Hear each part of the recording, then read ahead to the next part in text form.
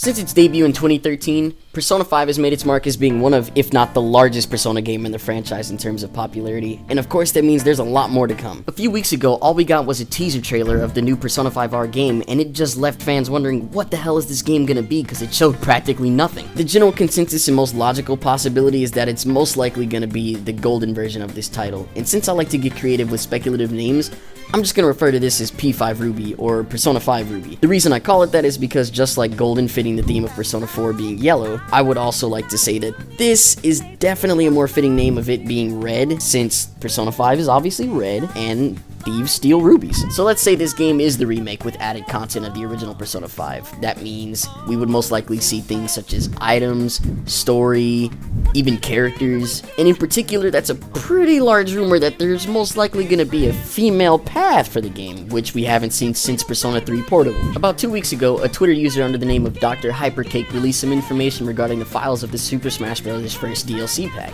What he revealed is that most likely the most logical playable map is gonna be Mementos, considering the file type names having that in there. When doing further research, he, as well as a few other data miners, found some interesting pieces of information regarding Joker's costume files in the game. For the sake of making this simple, I'm gonna explain.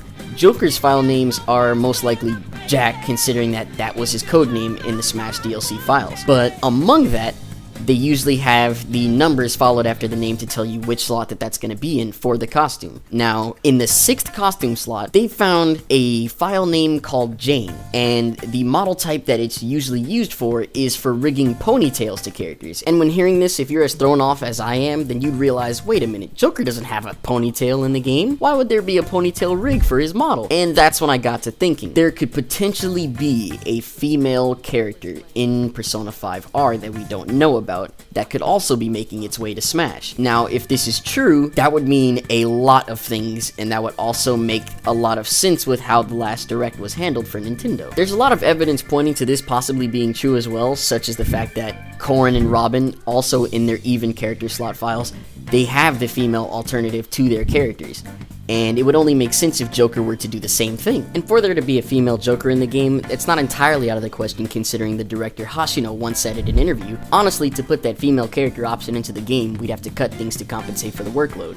And every time that's the situation, we'll basically say that it's not worth it. Now, that doesn't mean that they weren't considering it, but that does mean that they were going to do it, but just because of the fact of not having more time, they would have had to take things out of the game, which would have been too much of a hassle. Considering P5R would be the game that would give them more time and more creativity to put that in the game, it's likely that they could be using this as the opportunity to do so. Also, one small thing to note is that considering we'll be seeing some more Persona 5R news towards the end of this month, if they were to reveal that the female protagonist is going to be a thing for Persona 5R, it would make sense that the Smash Direct from a little bit ago had told us to wait until April because they didn't want to give away too much about Joker's character. They would have had to show the female character because they always show alternate costumes for DLC characters. The idea that Joker could easily have a female path is something that's been talked about a lot among fans, and it'd be very interesting to see that, and I'm not gonna lie, I'm gonna love that. I would love the hell out of that. That would be just the coolest thing for me. Thank you guys for watching. I know it's been a long time since I've uploaded, but I'm definitely gonna be recording more and more videos for you guys in the near future,